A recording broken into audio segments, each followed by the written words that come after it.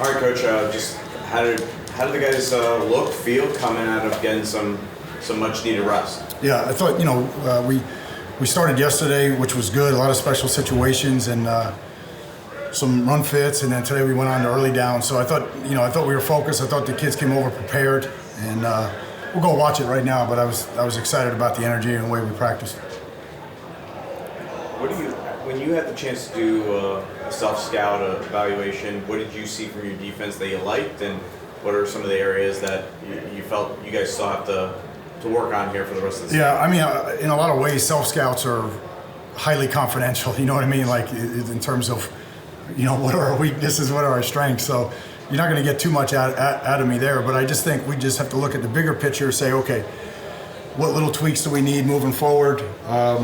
Based on what teams do and based on the area of the field or the situation at hand, and that's really what our focus was. So nothing really specific to share with you other than, there was a lot of time on task with that.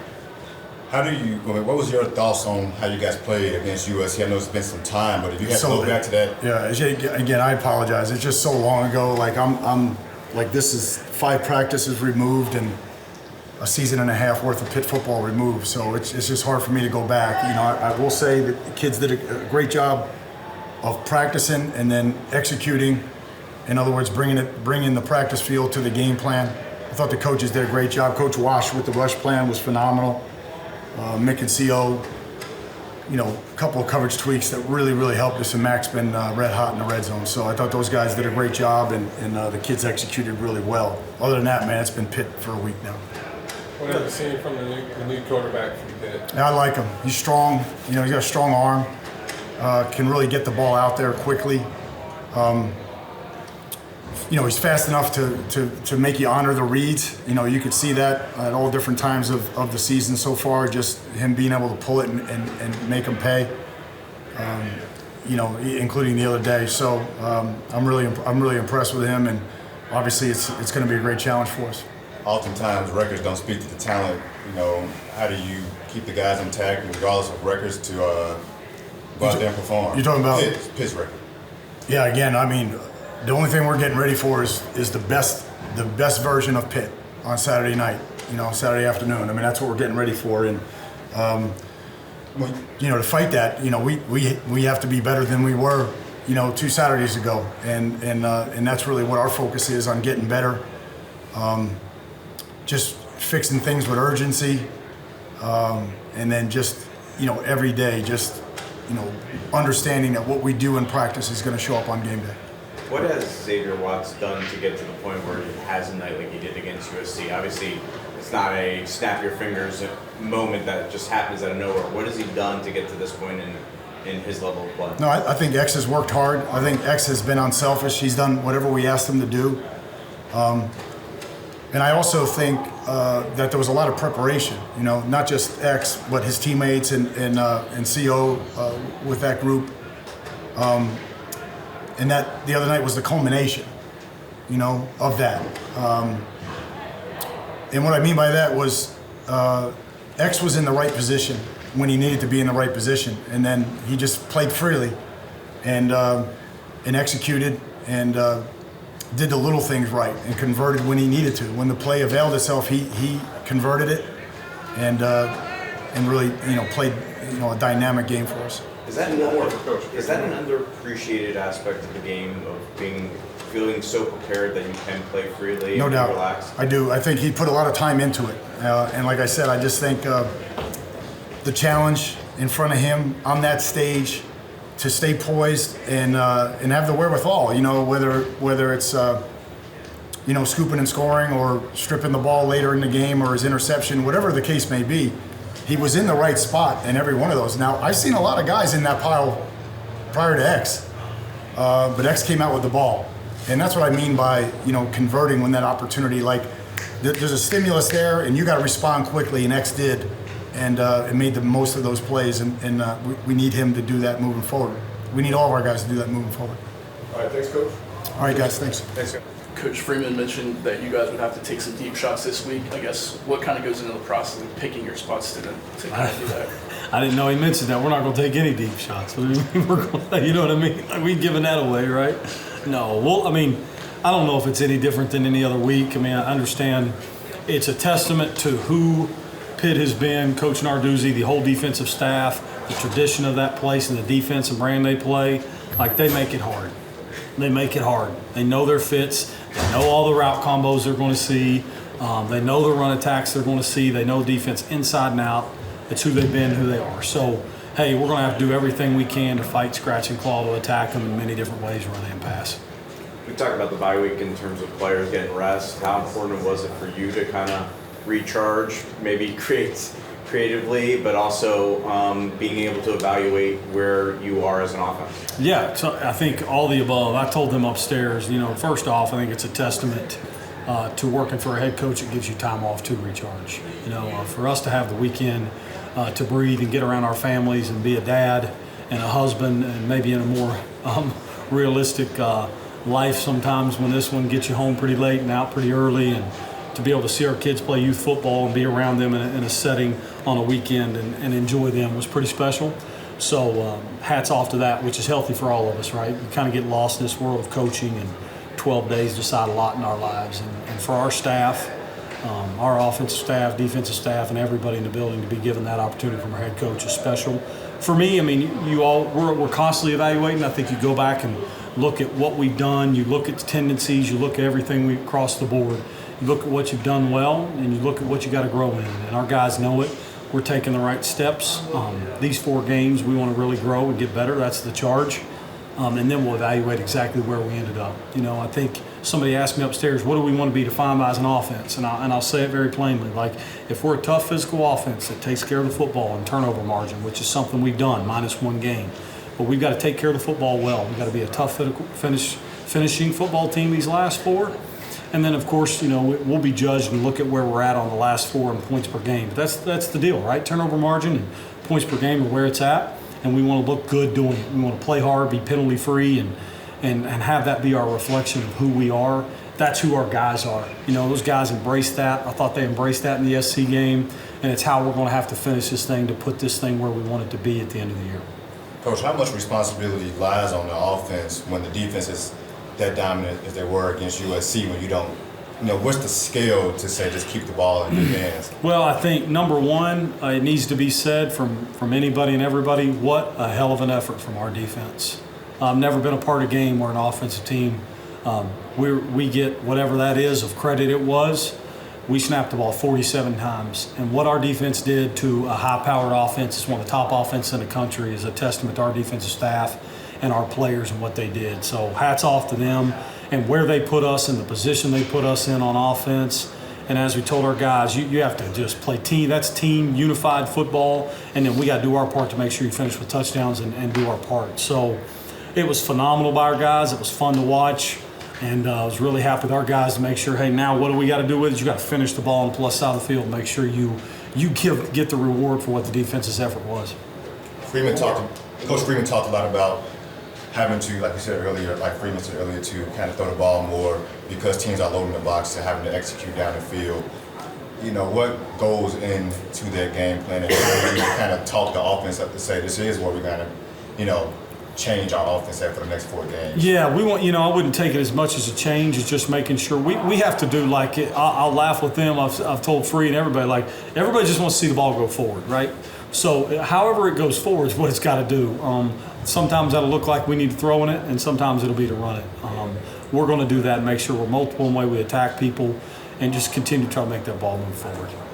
Thank you all. Thanks, Coach. Coach, can you just take us back to all the work that it took to get to Jadarian, the point that he breaks off a special teams touchdown like that? Yeah, I think the work started with the preparation throughout the week. It's our job to come up with a plan to try and put him in position, and those guys did a really good job in terms of executing it. Attention to detail, credit, of course, to the guys who were blocking that, normally don't get a lot of shout-outs, but there were a lot of really good blocks on that play.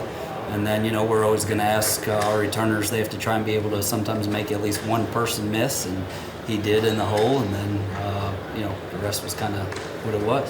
What kind of moment is that like for not just you as a special teams coach, but your whole unit to have a moment like that in a big game, in a big moment? Chaos.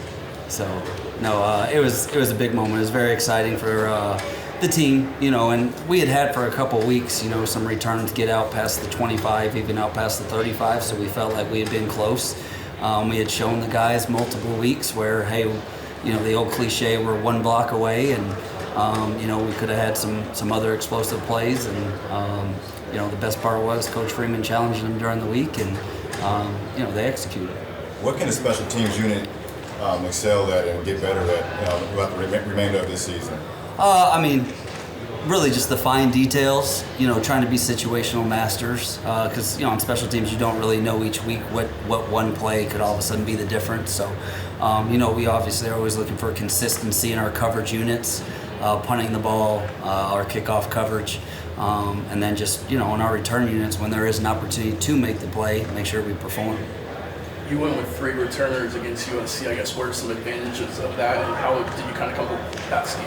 Yeah, so the plan originally, when we had looked at the weather throughout the week, we thought there would be a little bit more wind and rain, and so we wanted to, of course, make sure that we fielded the ball. And as you heard me say before, the biggest thing is make sure we give the ball to the offense in a positive position. So we had made a little adjustment with our whole formation, and we wanted to make sure that we felt like if the ball was kicked wherever it was, we were going to be able to field it cleanly. So. And is that something you can stick with regardless of the weather? You can. It's kind of still game plan based, but you definitely can, yeah. And then Jordan Faison popped onto the depth chart as second punt returner. I guess what's kind of allowed him to do that? Once Coach, decided to play him, it was kind of a no-brainer for us in terms of he's been doing some things, really excelling. He's even been working at some gunner work, and so he's very reliable. He takes pride in what he's asked to do. So it was just a matter of giving him a chance. And he's been on our pump block unit some, and just showing that every time he gets in, he tries to maximize his rep, which is very exciting to see. Spencer's been in some tough spots early on, and the last couple games he's made all his kicks. How important is that for him, and what has he shown in the last couple games that can help you guys move the rest of the year? I think it's really important from the standpoint of the team being able to produce. I think it's something that he takes a lot of pride in, and his biggest thing is just kind of really trying to work on consistency, and every single day when we go out to kick, he's definitely working on his form, working on his craft, so we can just prepare and execute on game day. What more are we good? Thank you. Absolutely, go ahead. Howard, man, how much you think about the defensive success against USC? Are you still thinking about it, about just how dominant you guys were? That's just a testament to who we really are. If we actually play to our full potential, like we know we can do that every week, I'm sure. So. How much fun was a night like that after obviously how difficult the week before was to bounce back in that way, going into a bye? How much fun was that night? It was a lot of fun, but mostly because I still remember going out at my house, and any of my teammates were like, we're still here. We know we can do this, we know we can pull this off, and our team hasn't changed, and this is what we can do, this is what we've always been able to do. So we're happy that we haven't fallen apart. That's basically it. How much more intense are the practices after something like that, man, to come back right before you go to break to kind of just keep that momentum going after that type of success against a top offense? Yeah, it wasn't as physically intense as it was mentally intense, right? So we still have the same periods that are meant to make sure we get our work in, but not overly kill us. But it's why everybody in the building knows that this is the standard, and as I like to call it, that is the bare. That's our floor. We can do way more than that, but that is the bare minimum of what we should be doing every game. So it's a pretty high floor, but we should be able to do that every game, and everybody here knows that, and that's why we're out here practicing and making sure we get everything as perfect as possible. 8 straight weeks of games, man, but you guys were practicing a lot before that, getting ready for Ireland. How necessary was the break for you guys to kind of just kick your feet up and take a mental break? Oh, it was huge. Everybody here could feel it 100%. Just after 8 straight weeks and then 4 night games, which is still crazy to me. Just having the time to, obviously work out, but then you feel it. It's everybody can relax, everybody can go and see their family, go on vacation, do what they want. And then everybody's able to come back and everybody's refreshed, everybody's moving fast, nobody's tired. So it's just a really good feeling to have. You You're going to face a couple of your former teammates in this game. Obviously, Shane Simon was on the defense, but you'll have to try to tackle Sebo Flemister. What's it going to be like to go up against those guys? I mean, everybody's excited to be able to play somebody that you know. Yeah, especially Sebo and Shane. Sebo is known for just running head down and just running over anybody else in front of him. And then Shane's one of the hardest workers that I've known since being here. So it's going to be fun, it's going to be challenging, and we're ready for it. Let's do one more. What have you seen from Boubacar over the course of the fall that's kind of allowed him to rise up in that moment? Just honestly, just raw talent, I'm not going to lie. Because obviously any freshman that comes here, or anywhere actually, any freshman that goes to any college, even if you're a 5-star or 1-star, you don't really know what you're doing. But the difference between a 1-star and 5-star is just pure talent. Just pure genetics, and just knowing how to beat the dude in front of you. Now, don't get me wrong, he has like a lot of skill, a lot, and obviously it's shown, especially with the strip sack on Caleb. And then I don't know if y'all have ever watched practice, but he's moving, and everybody could see that. So I mean, he's excited. He's going to be a player, 100%. I have no doubt about that. And honestly, everybody here, including me, is excited for him to see what happens next for him. Thanks, Howard. Thanks, Howard. Rico, you've played a ton of snaps and kind of in that upper echelon of freshman receivers and snap counts. I guess, do you still feel like a freshman at this point? Nah, I haven't felt like a freshman like since I got here. My goals are like in place for me not to feel like a freshman. Like, I hold myself at a high standard, so I never want to have like, oh, I'm just a freshman mentality, because I just want to stay like goal-driven and hungry. And then what's kind of the next step in your game that you want to take over the next 4 games? Just keep being dominant, be even more dominant than I can, and just play with full potential. Rico, how necessary was the break, man, after 8 straight weeks, or even longer than that, having going since fall camp started before Ireland? How necessary was this break to reset mentally and physically? It felt good. It felt good to sit back on Saturday, watch somebody else play. Finally on the TV, to rest our bodies, because like you said, it's been a long season for us. But it's back to it. What clicked in that game for you guys, especially obviously defensively, but what clicked for you guys to be able to support them and be able to not have so much pressure on you throughout the game against USC? I mean, we were just hungry. We were hungry for it. We had a nasty taste in our mouth, so we had to let it on somebody, and USC just was the next opponent for us. Pitt has some dynamic defensive backs. What's the challenge for you guys, and what do you guys got to do to be successful as a wide receiver group? Don't be Notre Dame. I mean, that's all there is to it. Just play with fundamentals and technique. And Coach Stuck teaches us throughout the week, and bring it there on Saturday.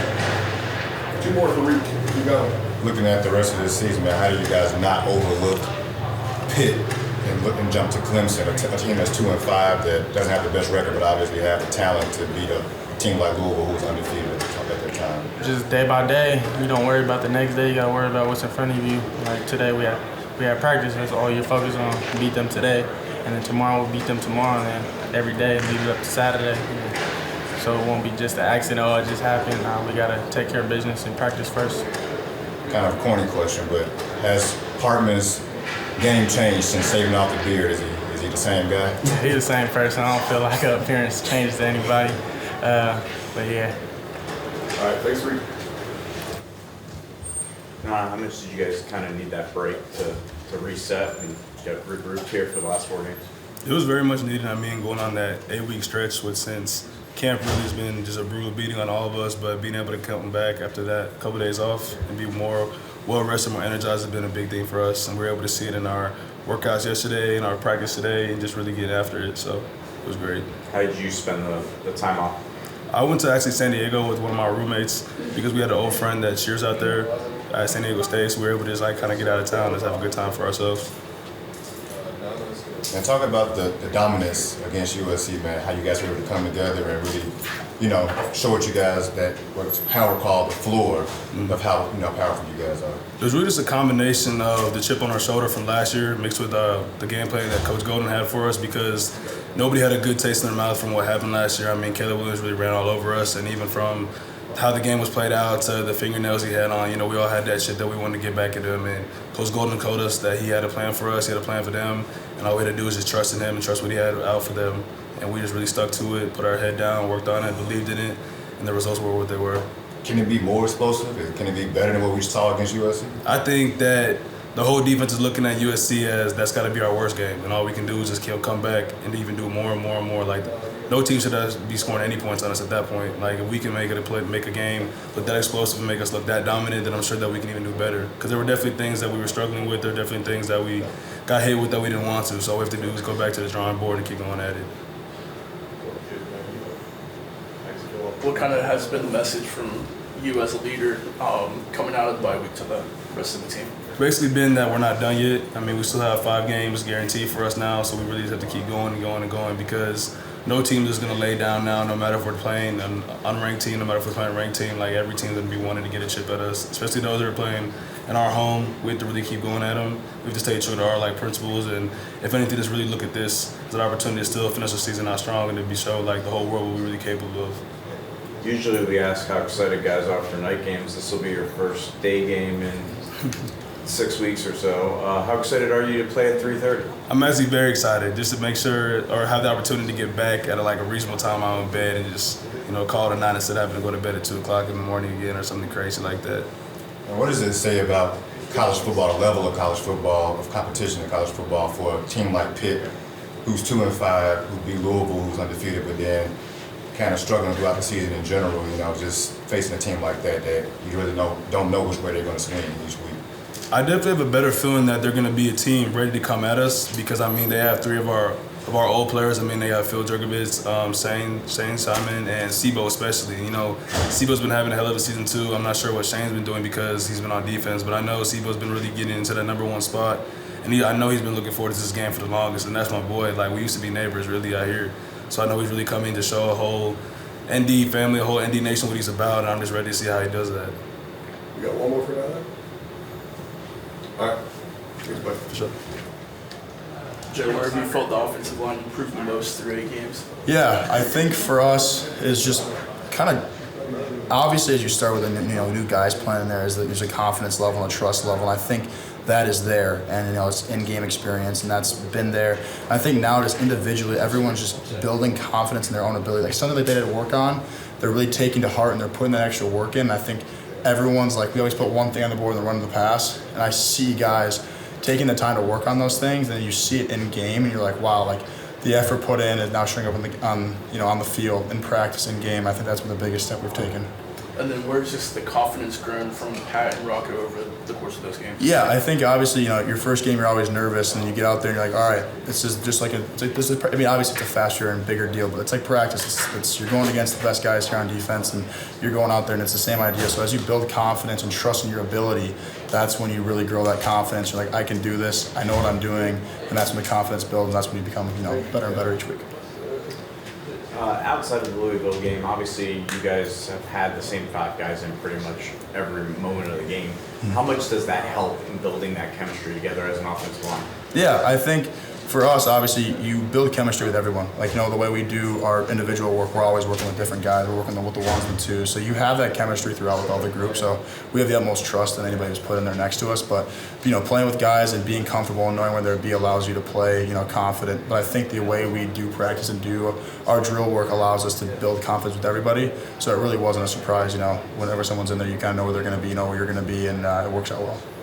Pittsburgh got a solid D-line. Just talk about how you guys been preparing for that. Yeah, they're definitely a good team, and they're going to fit hard with their safeties and their linebackers. And they got a good defensive line, good front 7. So for us, it's watching the film, watching what they do different from team to team, and being able to attack that in the ways we want to attack that, and drill that in the way we want to drill that, and go forward. And I think that's been the biggest thing, is just understanding their strengths and being able to work on those, in practice and individuals and then in the team.